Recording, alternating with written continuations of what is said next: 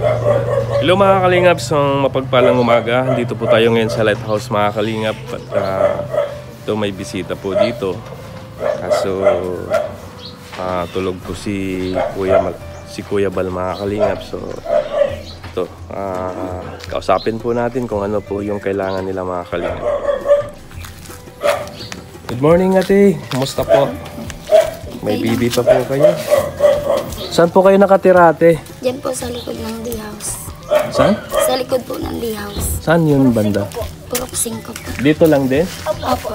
Oo. Sa kabilang tinampo. Tabi tayo.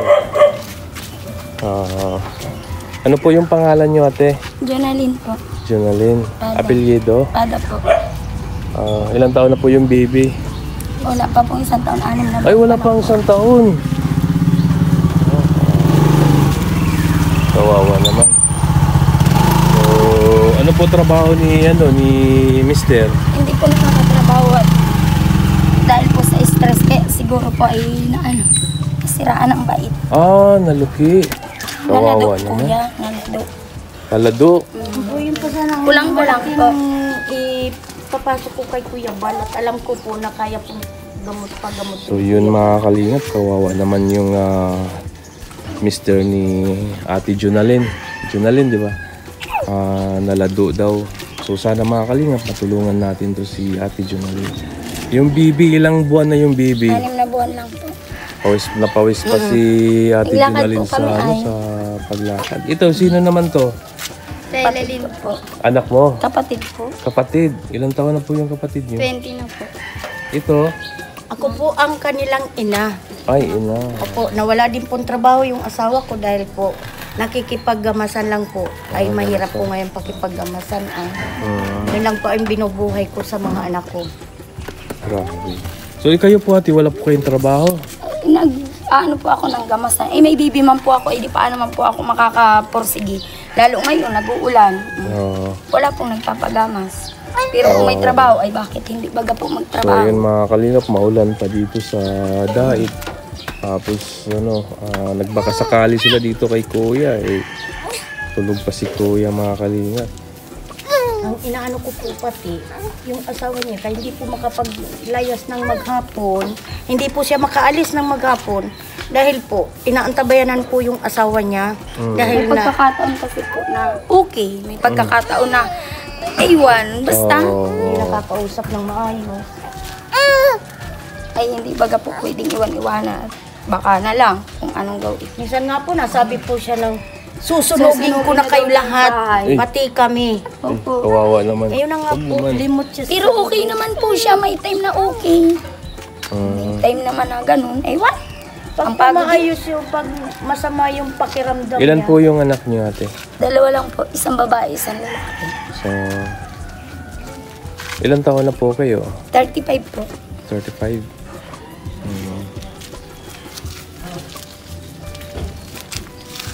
Kawawa naman po. Ba't kasama yung kapatid mo? Wala po, hindi ko po kasi alam at nagpunta po kami dito kay mama. Galing po kami Panganiban. Doon sa mama niya. Panganiban, ang layo nun.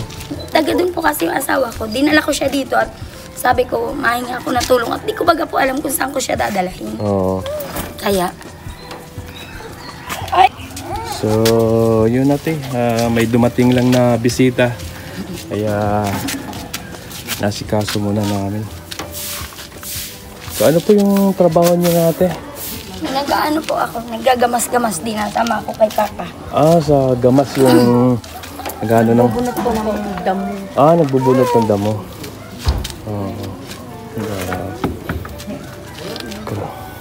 Tapos, sino naman yung nagbabantay ng baby nyo pag nagagamas Nandun po si kayo ng... Papa ngayon. Minsan po si Mama. yung tatay mo. Opo. Ngayon, dati po pag nandun si Papa kasama namin, si Mama naman ang bantay. Kawawa naman. Kawawa naman to si Ate Jonalyn. Tsaka yung nanay niya mga kalina. Sana po, mabisita naman po ninyo doon yung aking manugang. Kawawa naman po, gusto ko maipagamot. Kahit ma-check upan lang po, tapos may maintain lang siyang gamot. Kasi minsan normal, minsan hindi ko explain. Oo.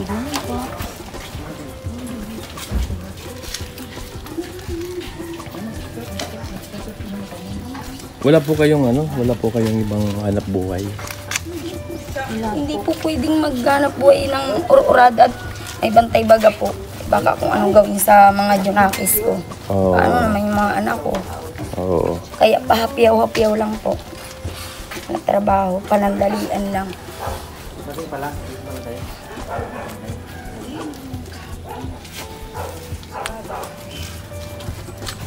So saan po kayo kukuha ng pang-araw-araw nyo na pagkain?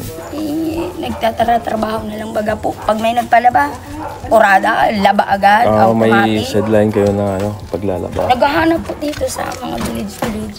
Oo. Kung ano na lang baga po ang itawag, go! Walang tinatanggihan at Pasok kayo! Ano yun? Bisita galing ng Japan. Kaya kailangan entertain muna natin kasi mga mga sponsor din yun. May din ako doon. Kaya naawa ko doon sa baby kasi umuulan pero yun mga kalingap, pawis na pawis si Po sa nanay ay si Ate Junalyn sa paglalakad. Nagbaka sakali sila dito kay Kuya Bal. Ang grabe. kahit makakuha lang kami pambigas, kuya. Solve na. May maibahog lang ako. Yun nga mga kalingap, naghahanap na sila ng pambili ng bigas mga kalingap. Grabe. Talagang napakahirap po ngayon yung panahon mga kalingap. Tapos may problema pa yung yung asawa niya. Malala pa yun sa bata pag nasigaw yung gutom na.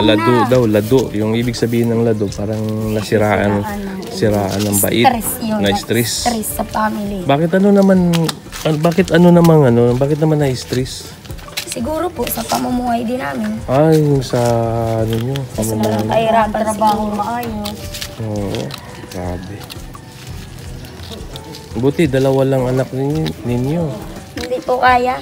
Kaya tama lang yan. Anong grade naman yung panganay? Kinder po. Kinder. Yun po ang iniwan namin sa lula niya. At nag-i-eskwela po isa ay ko mahirap pag maraming dalang bata. Paano ko mapupukusan yung isa? Mas malala pa yung sa bata pag sinusumpong. Grabe. Kahapon nga wala. Ano namang yung sa nanay at tatay mo, yun lang din paggagabas ng damo. Si mama po at si papa. Pero yung mama po niya sa luklukan, hindi po kung ano-ano na lang baga po. Parang kuripon. Ganon.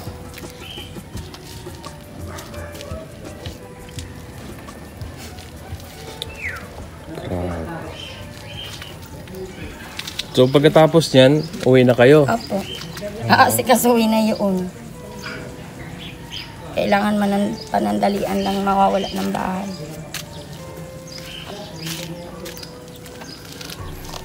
So ate, manawagan kayo, baka sakaling may tutulong sa inyo. Baka po pwedeng makahingi ng kaunting tulong. Maisara-suporta ko lang sa, kahit sa pagkain lang ng asawa ko. Yun lang po. Yun mga kalingap, kahit sa kunting tulong lang daw sa pagkain para doon sa asawa niya at dito sa bibi mga kalingap. Talagang kawawa naman talaga mga kalingap dahil wala po siyang trabaho. Hindi yung trabaho ni Ate Junalyn na lang ng pagagapas lang ng damo. So, napakahirap yun mga kalingap at hindi naman siguro araw-araw may trabaho dahil may Lalo bibi. ngayon, nag-uulan.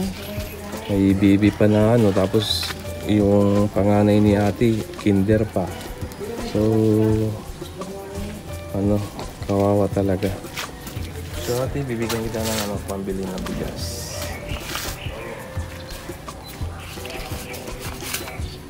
Salamat po. Maraming salamat po. Pambigas ka Malaking na. tulong na po sa akin. Panggatas ka pa. Thank you po. Salamat po, kuya. Ayan. Anong masasabi mo ate? Maraming salamat po. Malaking tulong na po to. Meron ka ng pambili ng bigas, meron ka pang pambili ng gatas, ulam. Opo. Ayan. Pag may tutulong sa iyo ate, pupuntahan kita doon sa sa bahay niyo. Sige po. Saan yung lugar niya? Ate? Likod lang po ng D house. Ano yun? Santo Niño. Ano mo yun, bro? Santo Niño Village. Sige ate, pag ano po, ate Junalyn, no? Ate Pada Junalyn. po. Pada. Pada. Sige ate, pag may magabot ng tulong, puntahan po namin kayo.